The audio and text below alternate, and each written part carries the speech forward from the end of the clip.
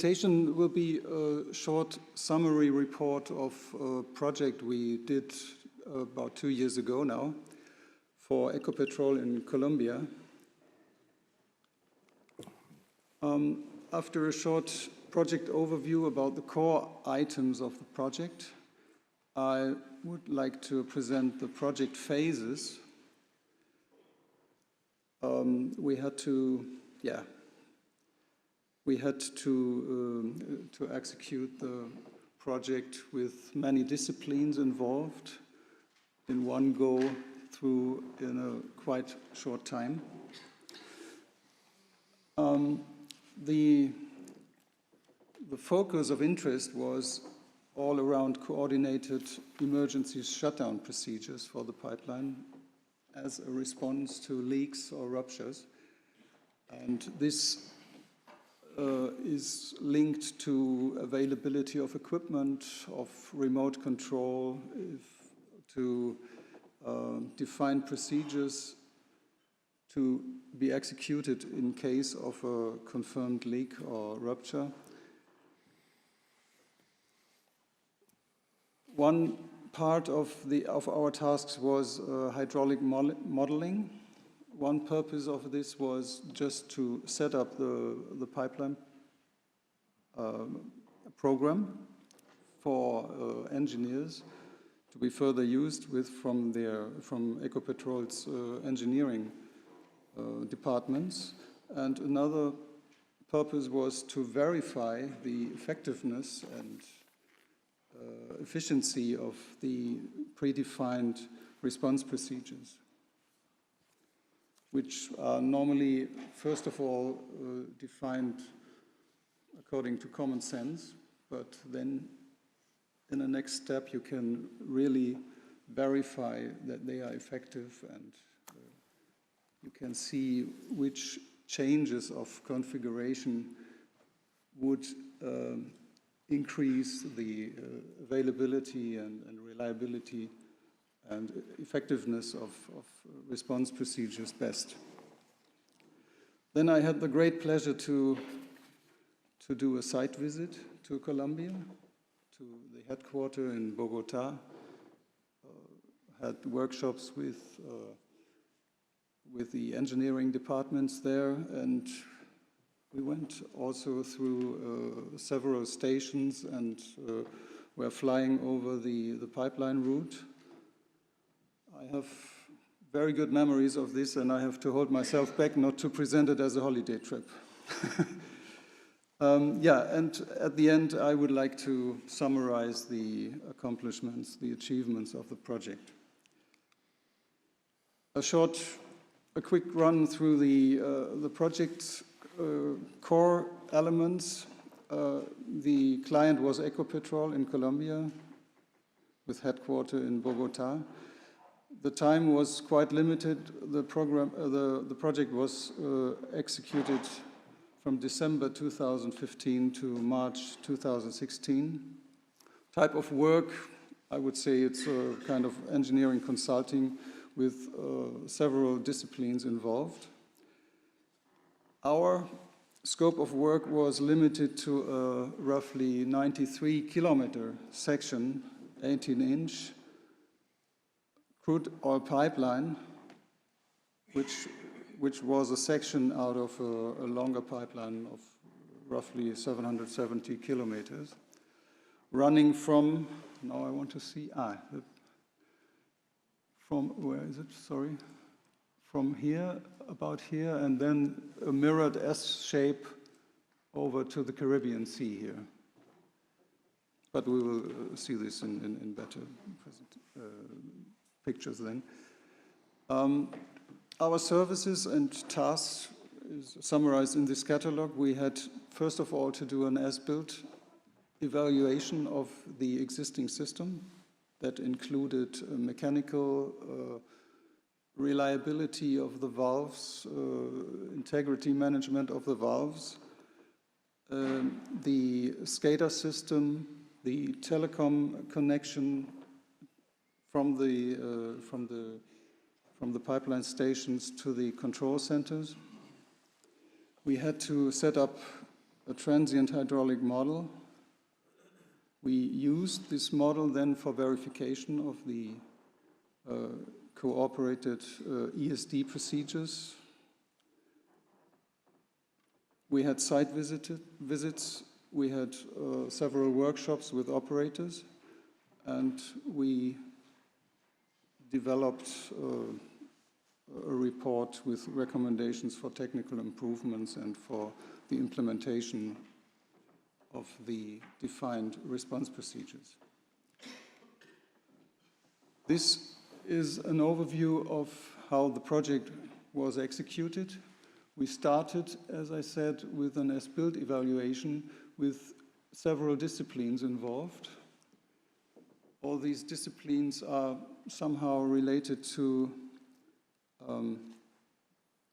the reliability of the system, to be able to respond really in case of a leak. The other part of the system, of the project was all around hydraulics and operation. So we had a risk evaluation defining so-called high consequence areas, which are areas where either the leak rate would be relatively high in case of a leak, or the impact on the environment and population maybe would be high, or both of them. This, of course, is related to the determination of expectable spill quantities and hydraulics. I mean, everything was developed in parallel just to accommodate it in the given time frame. The operational aspects were first, as I said, it's a common sense exercise first, just to say what should be done in case of a leak at position X, Y, Z, and so on. So the first part of the project, which is here with a gray background, was a kind of homework over 2 months. And we had prepared now for the next stage, the site visits and workshops with the operators on site, which the first set of results was were the coordinated emergency shutdown procedures, just a catalog, and a preliminary as-built report. Then we went to site visits, workshops. We verified the co-ESD procedures, and yeah, in the final phase, we summarized everything in a quite long report for the client. Yeah, I have to keep an eye on the time. Yeah, as I said, the pipeline is running from about here to there somewhere. It nearly follows this red line here. Our focus was on this part here, on these 93 kilometers, quite close to the Venezuelan border. It's a mountainous area, quite difficult to get to the location where something happened.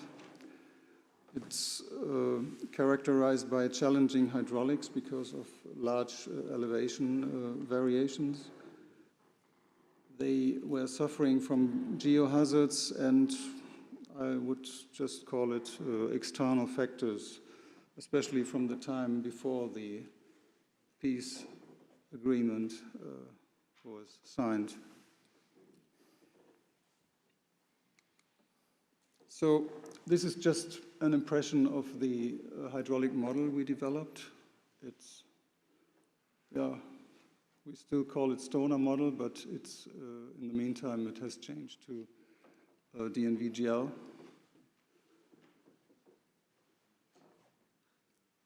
The purpose, as I said, client want to use the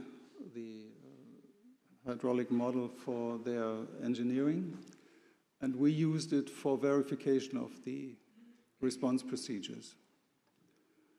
The hydraulic model included a temperature model and the use of drag reducers. And the model was calibrated against measured data which were taken from the SCADA archive. It's just to show here, this is the one pumping station starting at around 1700, goes up here, and then it's a quite challenging hydraulics for this part.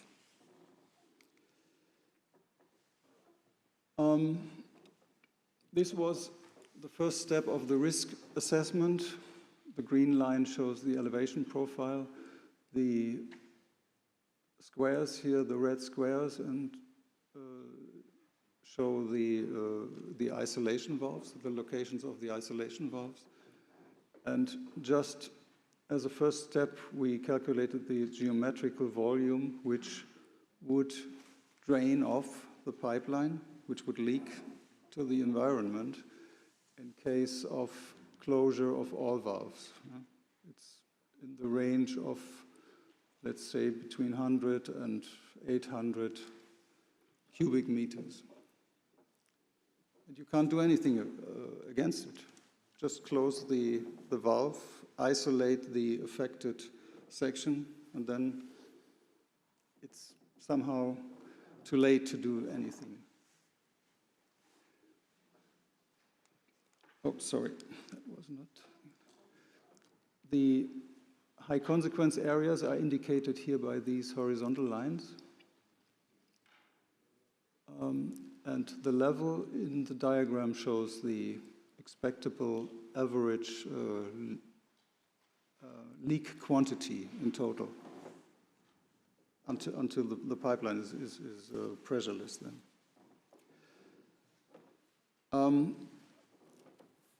The hydraulic isolation of a leak can be achieved, of course, by closing valves or by reducing the pressure so that column separation occurs at high points. This is part of the instruments, let's say, to isolate a leak. And these ideas went into the response procedures.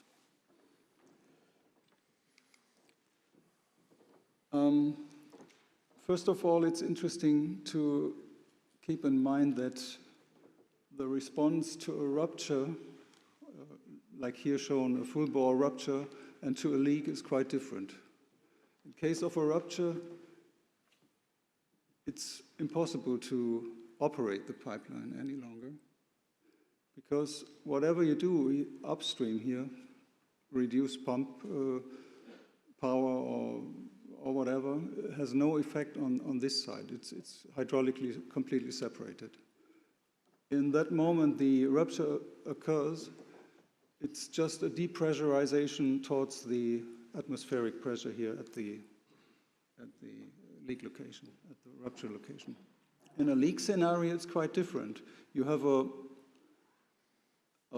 some percentage drain of the pipeline, but yeah, in many cases even undetected, and you can still nicely continue pumping. That's no problem. So the response to leaks and ruptures differs. This was one of the, not a result, but what was elaborated in this project. The idea of these coordinated emergency shutdown procedures is 3 minutes? Really? Okay, sorry. Is just to depressurize the leak location as fast as possible. If it's, of course, you have to first cut the flow towards the leak location, if this is the flow direction here. And if there are technical equipment available downstream of the pipeline. Just let the pipeline run so that this head here simply reaches faster the leak location. Then the overall leak rate can be reduced by this. This is a typical downhill situation, and this is a typical uphill situation. If you stop pumping, you can only wait until this head reaches the leak location, and then the leak stops. Yeah, readiness for emergency response has many aspects. You need isolation valves, you need indications for leaks, and you need to know where the leak is. You need skilled personnel with defined procedures. You need access to the leak location. You need a remote control system with sensors to see what's going on your system. So, yeah, due to the limited time, I just stepped through some impressions about the site visit. They have Ecopetrol has an own helicopter shuttle service along the pipelines. This is an impression about the pipeline route of that area. We were asked to investigate these things. These are typical pipeline stations. On the left side, we see it's embedded in agricultural environment. And this, on the right-hand side, we see a station close to the road with police around everywhere.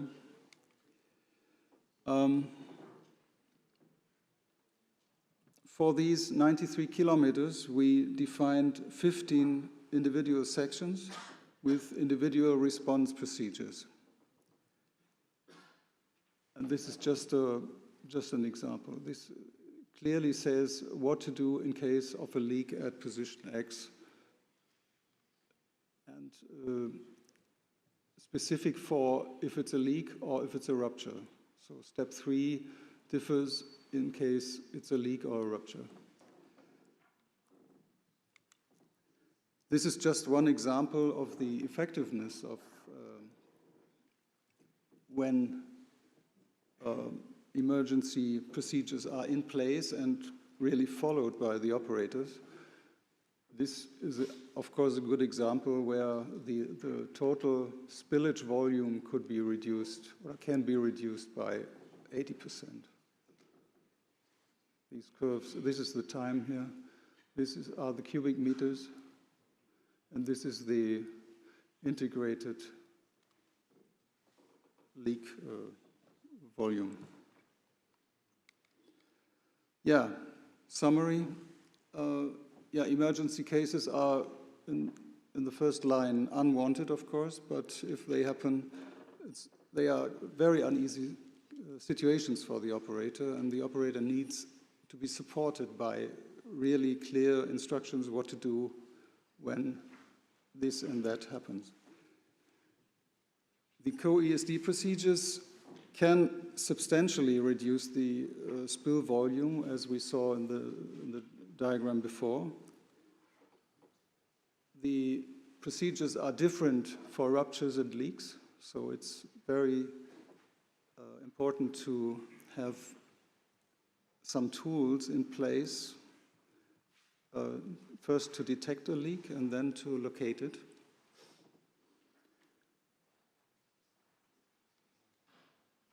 Yeah, and of course the operators need to be trained on a regular basis. Just as the last slide, what we achieved in the project, we had a small team, several disciplines involved, and we could cover all the aspects the client was interested in.